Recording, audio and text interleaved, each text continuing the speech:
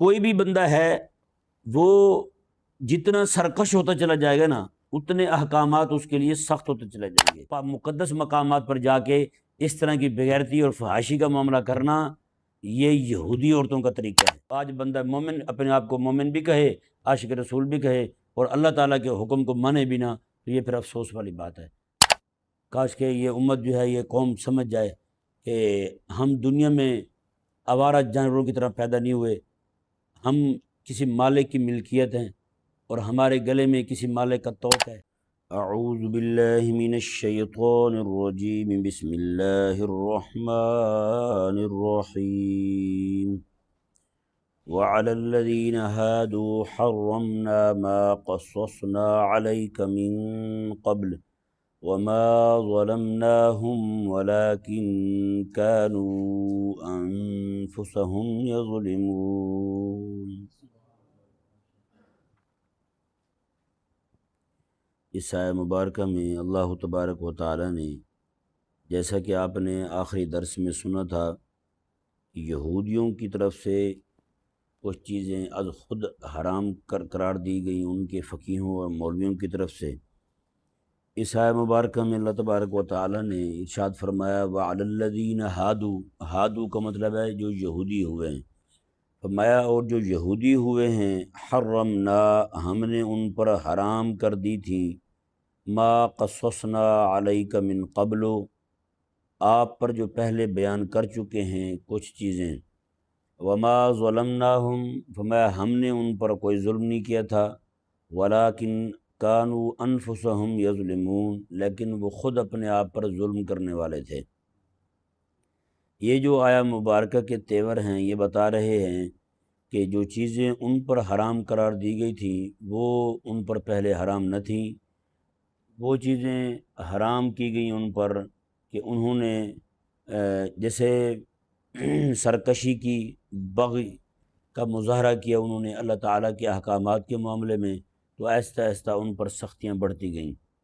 جی آپ دیکھتے ہیں گایوں کا ریوڑ آپ نے دیکھا ہو، کچھ گائے ایسے کھلی پھرتی ہوتی ہیں اور کچھ گائے ایسی ہوتی ہیں جو بندھی ہوتی ہیں، جو ان سے اگر آپ پوچھیں گے کہ ان کو باندھنے کا کیا مقصد ہے، ان کے باندھنے کا بھی ایک عجیب طریقہ ہوتا ہے۔ ایک ٹانگ کے ساتھ باندھ دیتے ہیں، رسی کے ساتھ بہت بڑی لکڑی کو، ایک جو ہے اس کے سینگ کے ساتھ باندھ دیتے ہیں۔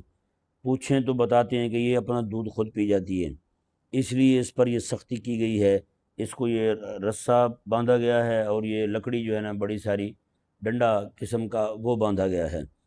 کچھ جانور ایسے ہوتے ہیں ان کو آپ دیکھتے ہیں وہ بڑے شریف النفس ہوتے ہیں، وہ جہاں بیٹھ جائیں۔ ابھی یہ قربانی گزری ہے، آپ نے بھی دیکھا ہوگا کئی جانور ایسے ہی آرام سے بیٹھ جاتے ہیں، اور کئی وہ ہوتے ہیں کہ وہ جناب جو بھی پاس سے گزرا اٹھا کے نیچے پٹک دیا۔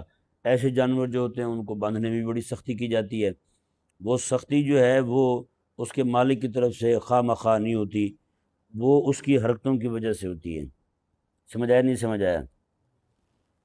تو جو چیزیں اللہ تبارک و تعالی نے یہاں اشارہ فرمایا ہے کہ ہم نے ان پر حرام کر دی تھیں، تو ہمارا ان پر حرام کرنا ہمارا ظلم نہیں تھا، وہ ان کا اپنے آپ پر ظلم تھا۔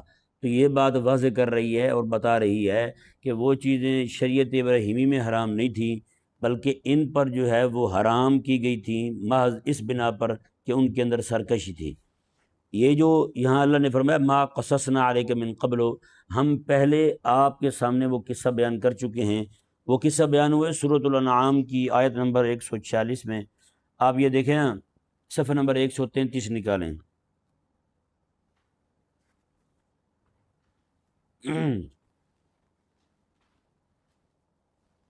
وہاں جو اللہ تعالیٰ نے اشارہ دیا ہے، اب بس یہی سامنے رکھیں، یہیں پہ گفتگو ہوگی۔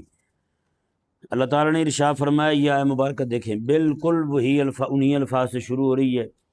فرمایا وَعَلَى الَّذِينَ هَادُوا حَرَّمْنَا كُلَّ ذِي ظُفُرٍ، فرمایا کہ اور ہم نے یہودیوں پر حرام کر دی تھیں کچھ چیزیں، وہ ہر وہ شے، ہر وہ جانور جو جس کے پاؤں جو ہیں درمیان سے چیرے ہوئے ہوں، انگلیوں والے ہوں، ناخنوں والے ہوں، ہر وہ جانور ہم نے ان پر حرام کر دیا تھا۔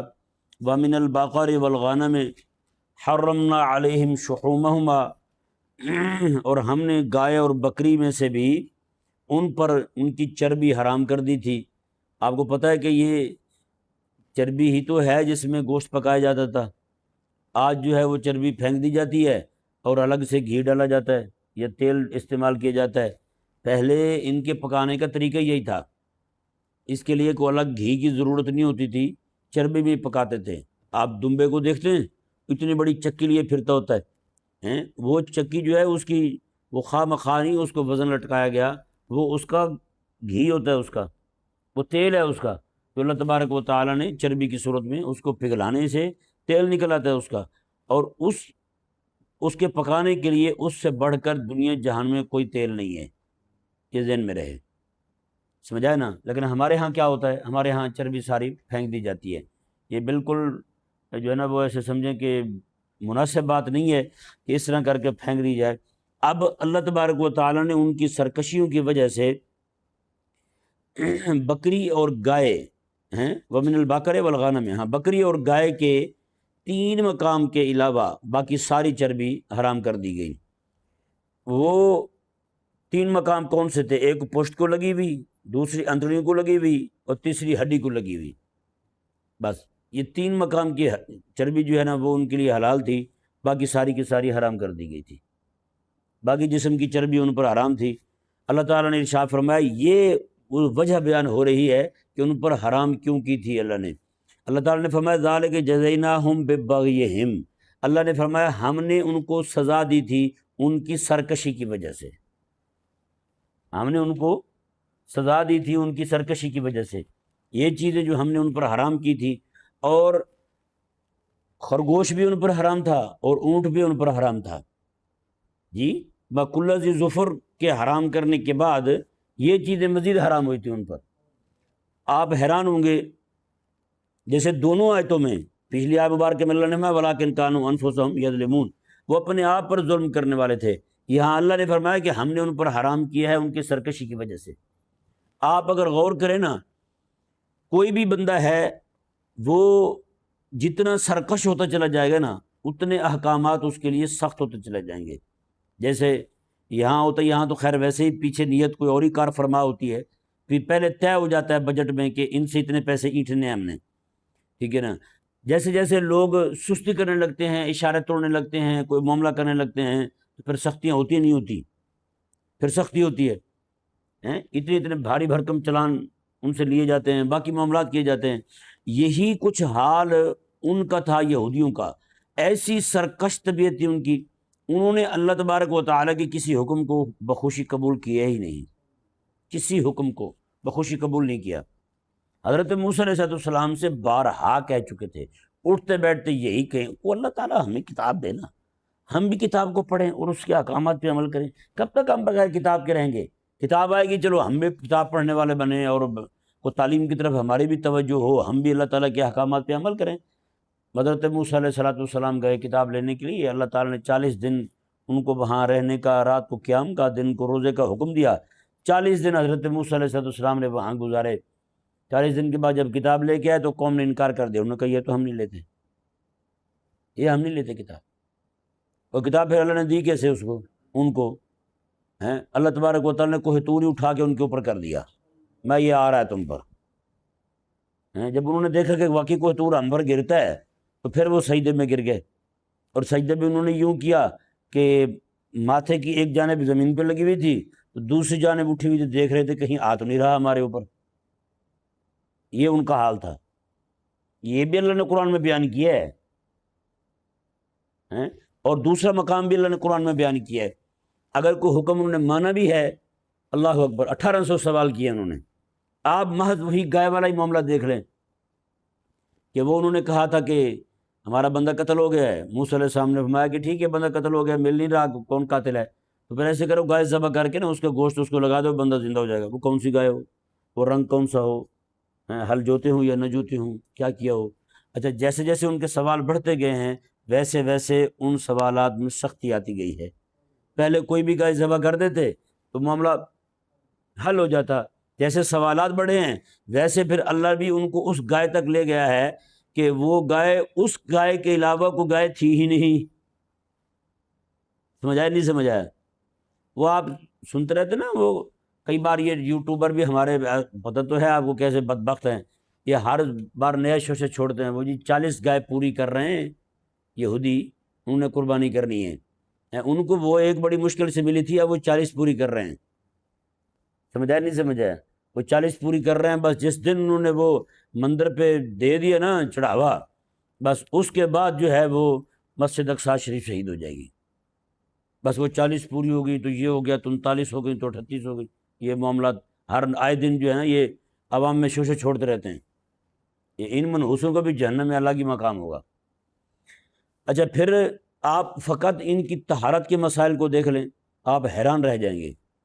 ہمارے ہاں قسم خدا کی جب ہم اپنی شریعت مبارکہ کو پڑھتے ہیں، واللہ باللہ کہہ رہا ہوں، 1000 بار نہیں کروڑ بار اللہ تبارک و تعالیٰ کی محبوب علیہ الصلوۃ والسلام کے ذریعے سے دی ہوئی شریعت پر قربان ہونے کو دل کرتا ہے۔ ایسی اللہ تعالیٰ نے آسانی والی شریعت دی ہے۔ آپ اکیلا تورات کو اگر آپ دیکھ لیں نا، آپ حیران ہوں گے، کلیجہ منہ کو آئے گا، یار ایسے احکامات تھے، ایسے ایسے اللہ تبارک و تعالیٰ نے ان کو حکم دیے تھے، ایسی ایسی چیزیں ان پر حرام کی تھیں۔ اب ذرا بتائیں، ان میں کوئی خاتون جو ہے وہ حیض والی یا نفاس والی ہو جاتی تھی، نفاس والی عورت جو ہے وہ 33 دن تک ہیں، ان کی بیٹی والی مدت الگ ہے، بیٹے والی مدت الگ ہے۔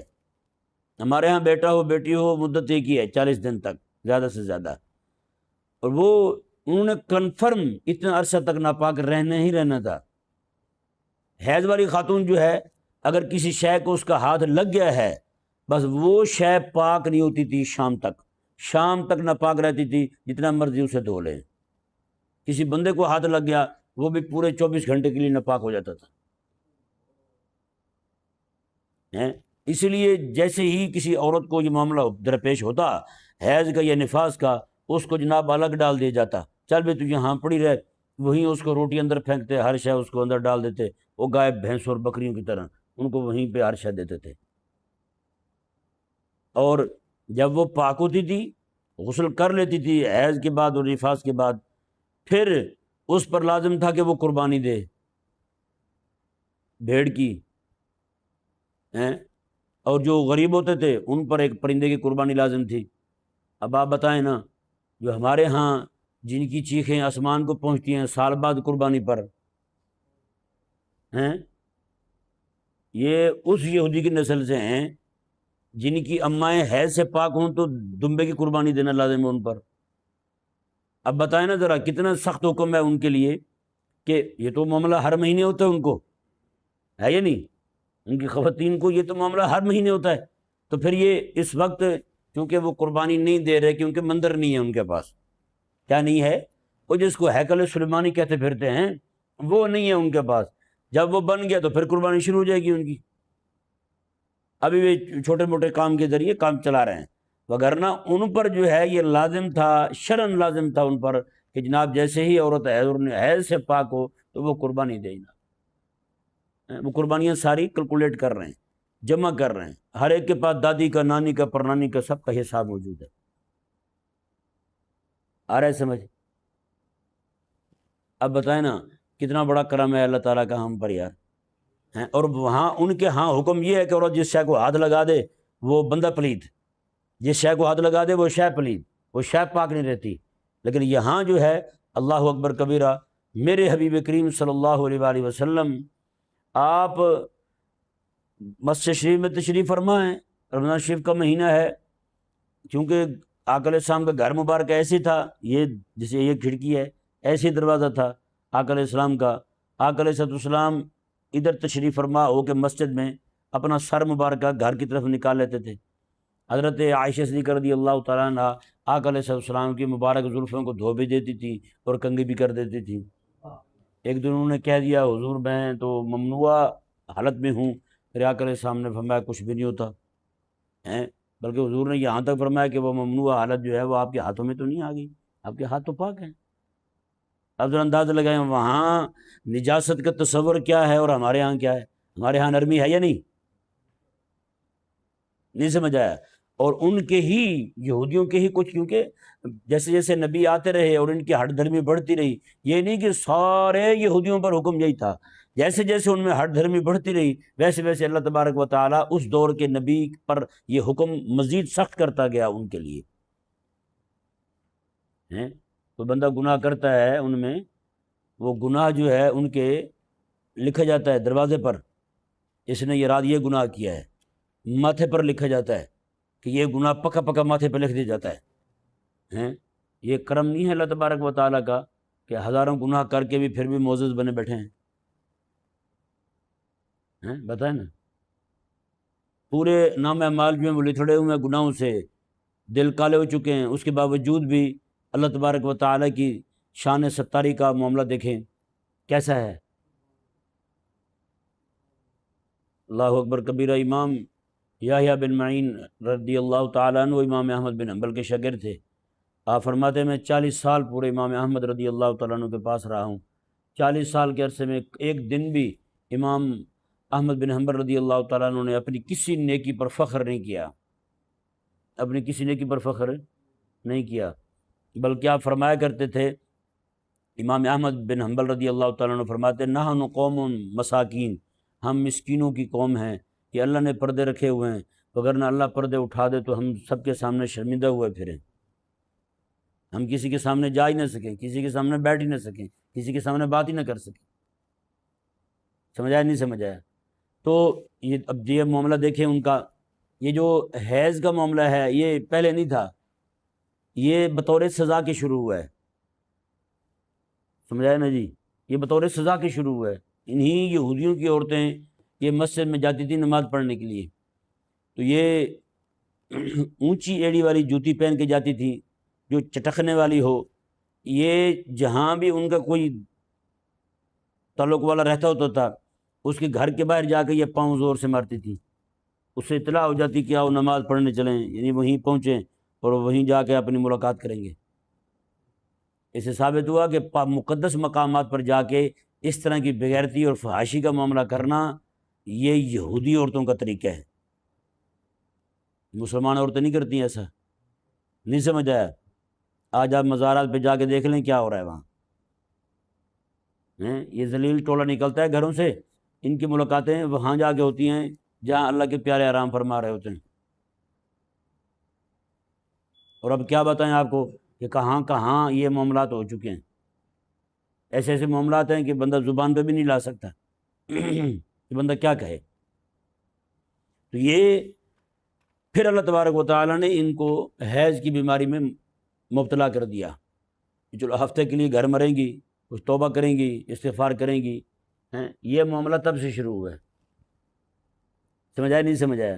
یعنی ایسے ایسے سخت احکامات تھے کہ بندہ دنگ رہ جاتا ہے۔ جیسے میں نے ابھی آپ کے سامنے کچھ بیان کیے نا، جن کا اب ان میں جریان کا معاملہ ہو گیا ہے، کام بعض اوقات مردوں میں ہوتا ہے یہ معاملہ، عورتوں میں بھی ہوتا ہے جریان کا معاملہ، کچھ نہ کچھ قطرے جو ہیں وہ ٹپکتے رہتے ہیں۔ جس بندے کو یہ مرض لگ جاتا تھا وہ دائماً ابداً ہمیشہ ہمیشہ کے لیے ناپاک ہو جاتا تھا، بتائے نا، وہ ہمیشہ کے لیے ناپاک رہتا تھا، یعنی جس شے کو بھی وہ ہاتھ لگائے گا وہ ناپاک ہو جائے گی۔ معاشرے میں وہ نہیں رہتا تھا بندہ جس کو یہ مرض لگ جاتا۔ بتائے ہمارے ہاں ہے ایسا حکم؟ نہیں ہے نا۔ آپ چھوٹی مثال ایک اور بھی اللہ نے قرآن میں بیان کی ہے، وہ سامری جادوگر جو تھا جس نے یہ حرکت کی تھی، وہ بچھڑا بنانے والی، اللہ تبارک و تعالی نے اس کو ایسا بخار اس پر مسلط کیا تھا، ایسا بخار تھا، موسیٰ علیہ السلام نے خود فرمایا ان تقول لا مساس، تو جہاں بھی جائے گا تو یہی کہے گا لا مساس، اوے میرے قریب نہ آنا، میرے قریب نہ آنا، مجھے ہاتھ نہ لگانا۔ لا مساس اردو میں کہیں تو ہاتھ نہ لگانا مجھے، انگریزی میں کہتے ہیں نو ٹچ می، مجھے نہ ٹچ کرنا بھائی، مارے جاؤ گے تم بھی اور مجھے بھی مرواؤ گے۔ تو یہ بندہ زندگی ساری جنگلوں میں رہا، پھر جس نے یہ حرکت کی تھی پھر زندگی ساری جنگلوں میں رہا، کوئی بندہ بھولے سے اس کو ہاتھ لگا دیتا تھا، دونوں کو بخار ہو جاتا تھا، دونوں کو بخار ہو جاتا۔ اب ذرا اندازہ لگائیں یہاں ہے معاملہ کہ کسی بیمار کو ہاتھ لگایا جائے تو وہ بھی بیمار ہو جائے، کسی بخار والے کو ہاتھ لگایا جائے تو اسے بھی بخار ہو جائے۔ یہاں بخار ہوتا ہے گھر میں کسی کو تو سارے اس کی تیمارداری کرتے رہتے ہیں، ماتھے پہ ہاتھ لگاتے ہیں، بچہ گالوں پہ ہاتھ لگاتے ہیں، دباتے رہتے ہیں، خدمت کرتے ہیں، سیوا کرتے ہیں، سارا کچھ کرتے ہیں، کوئی بھی معاملہ نہیں ہوتا۔ لیکن وہاں کیا ہے اللہ اکبر۔ اللہ تبارک و تعالیٰ نے فرمایا کہ حضرت موسیٰ علیہ السلام نے خود فرمایا ان تقول لا مساس، میں اب تم مرتے دم تک یہی کہتا رہے گا مجھے ہاتھ نہ لگانا، مجھے ہاتھ نہ لگانا۔ اور وہ جنگلوں میں بھاگتا رہا تھا، کہیں بھی اسے سکون اور چین نہیں آتا تھا کہ کہیں بیٹھ جائے سکون کے ساتھ۔ وہ بھاگتا کبھی ادھر جا رہا تو کبھی اسے جیسے ہی کہیں سے کوئی دھمکا لگتا نا، کوئی کی کھٹکا لگتا، کوئی آواز آ رہی ہے، وہاں سے اٹھ کے بھاگ جاتا تھا، وہ نہیں ٹھہرتا تھا وہاں۔ اب بتائیں یہ قوم، ہماری قوم جو ہے 70 سال سے زیادہ عرصہ ہو گیا ہے، انہوں نے یہ ملک لیا کس لیے تھا؟ اللہ کا حکم نافذ کرنے کے لیے۔ بتائیں جتنی بڑی غداری انہوں نے کی ہے، جتنی بڑی غداری انہوں نے کی ہے اللہ کے دین کے ساتھ، تو بتائیں اتنی بڑی غداری کسی اور نے کی ہے؟ انہوں نے کہا تھا کہ پاکستان لا الہ الا اللہ کے نام پہ ہم نے لیا ہے، مطلب یہ تھا کہ یہاں یہ وطن جو ہے یہ محض اللہ تعالیٰ کے دین کے غلبے کے لیے بنایا گیا تھا، یہاں جو ہے وہ اہل اسلام پر اللہ تعالیٰ کے احکامات نافذ ہوں گے، یہی معاملہ تھا نا۔ اب بتائیں یہودیوں نے 70 سال اللہ تعالیٰ کے ایک حکم کی مخالفت کی تھی۔ وہ حکم کیا تھا؟ اللہ نے ان کو منع کیا تھا کہ ہفتے والے دن مچھلیاں نہیں پکڑنی، یعنی پورے باقی دن ان پہ کے لیے مچھلیوں کا شکار کرنا حلال تھا۔ دیکھیں یہ صرف یہی نہیں کہ پرندے ہی حرام تھے، یہ جانور باقی جو بری جانور ہوتے ہیں وہ حرام تھے، بلکہ ان پر مچھلیاں بھی، وہ مچھلی کا شکار حلال تھا لیکن ہفتے والے دن وہ بھی حرام تھا، ہفتے والے دن نہیں کرنا تم نے۔ اور آزمائش اللہ نے ایسی سخت رکھی، پورے ہفتے میں اتنی مچھلیاں باہر نہیں آتی تھیں، اور ہفتے والے دن جس دن حرام تھا ان پر اس دن مچھلیاں زیادہ باہر آتی تھیں، سامنے آ کے اس طرح کر کے وہ ہل کے ان کو دکھاتی تھی، ہاں بھائی سناؤ کیا حال ہے، نہیں سمجھ آیا؟ تو یہ معاملہ تھا ان کے ساتھ۔ پھر انہوں نے اس کے بعد وہی کیا کہ اپنے تالاب بنانے شروع کر دیے، ہفتے والے دن پانی چھوڑ دیتے تھے، مچھلیاں ساری تالاب میں آ جاتی، درمیان میں رکاوٹ ڈال دیتے کہ لو جی اب یہ ٹھیک ہو گیا ہے، اب ہم اتوار والے دن پکڑیں گے، ہفتے والے دن نہیں پکڑیں گے، حالانکہ پکڑنا تو وہی تھا، نہیں سمجھ آیا؟ اللہ نے ان پہ چربی حرام کی تھی، اچھا وہ بھی بڑے بلا کے ہلا ساز تھے، بڑے بلا کے ہلا ساز تھے، جیسے ہمارے ہاں ہوتا نا رشوت کو مٹھائی کہہ کے قبول کر لیتے ہیں، یہی حال کچھ ان کا بھی تھا۔ اس کا مطلب یہ ہے کہ وہ نامراد کے شاگرد بہت جگہ موجود ہیں، ہے نا، اس کے شاگرد بہت جگہ موجود ہیں۔ انہوں نے بھی یہی کیا، اللہ نے چربی حرام کی، وہ ساری چربی اتار لیتے تھے، اتارنے کے بعد اس کا تیل بناتے تھے، تیل بنا کے لوگوں کو تیل کہہ کے بیچ دیتے، پیسے کھا جاتے تھے، پیسے کھا جاتے تھے۔ جیسے وہ کوئی دو نشئی تھے، وہ سویرے سویرے کسی کو قصہ سنانے لگے کہ یار رات ایک گناہ ہو گیا تھا، بس اللہ نے مدد کی ہے، راتوں رات بخشا بھی گیا ہے۔ انہوں نے کہا جی وہ کیسے؟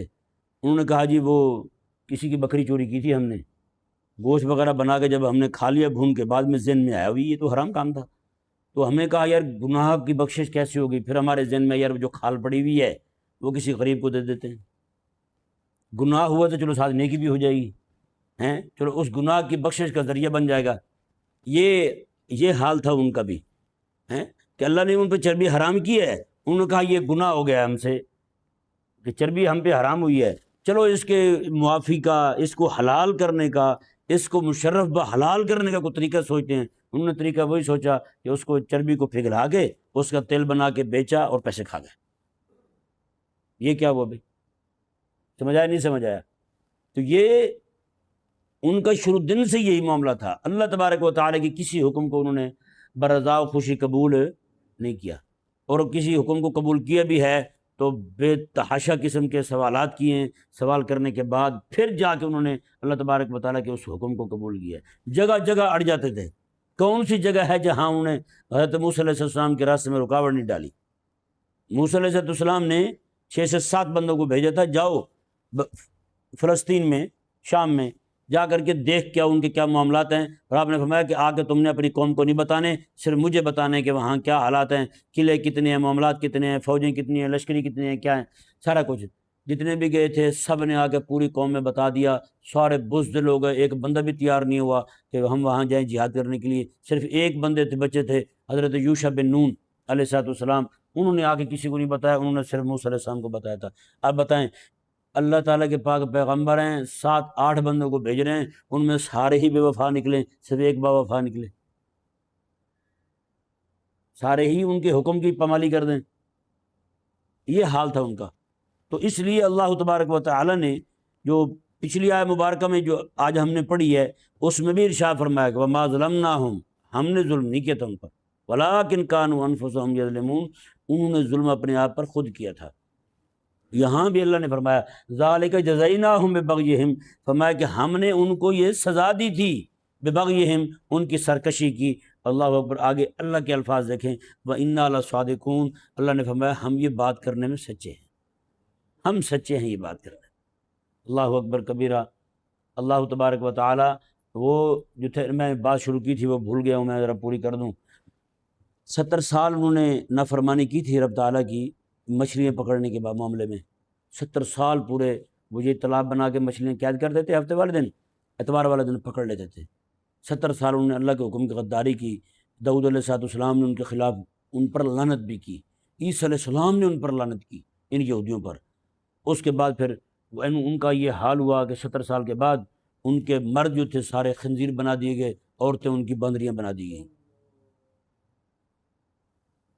ہمیں تو 70 سال سے زیادہ عرصہ ہو گئے ہے نہیں، اللہ تعالیٰ کے حکم کے ساتھ غداری کرتے ہوئے۔ کاش کہ یہ امت جو ہے، یہ قوم سمجھ جائے کہ ہم دنیا میں آوارہ جانوروں کی طرح پیدا نہیں ہوئے، ہم کسی مالک کی ملکیت ہیں اور ہمارے گلے میں کسی مالک کا توق ہے۔ نہیں سمجھ آیا؟ میرے آقا علیہ السلام نے واضح طور پہ فرمایا تھا، حضور نے فرمایا بندہ مومن جو ہے یہ آوارہ نہیں ہوتا، بندہ مومن ایسے ہوتا ہے جیسے مالک کے ہاتھ میں اس کے اونٹ کی مہار ہوتی ہے، وہ جہاں چاہے اس کو پھیر دے، مالک بچے کو کہے تو کھول دے، وہ کھول دے، وہ ساتھ چل پڑتا ہے، اونٹ ساتھ چل پڑتا ہے۔ بندہ مومن جو ہے وہ اللہ کے حکم کا یوں فرما بردار بن کے رہتا ہے۔ یہ حضور نے خود سنن ابن ماجہ میں یہ حدیث پاک موجود ہے، پھر آقا علیہ السلام نے خود یہ مثال دی ہے۔ تو آج بندہ مومن اپنے آپ کو مومن بھی کہے، عاشق رسول بھی کہے، اور اللہ تعالیٰ کے حکم کو مانے بھی نہ، تو یہ پھر افسوس والی بات ہے۔ اللہ تبارک و تعالیٰ سمجھنے کی توفیق۔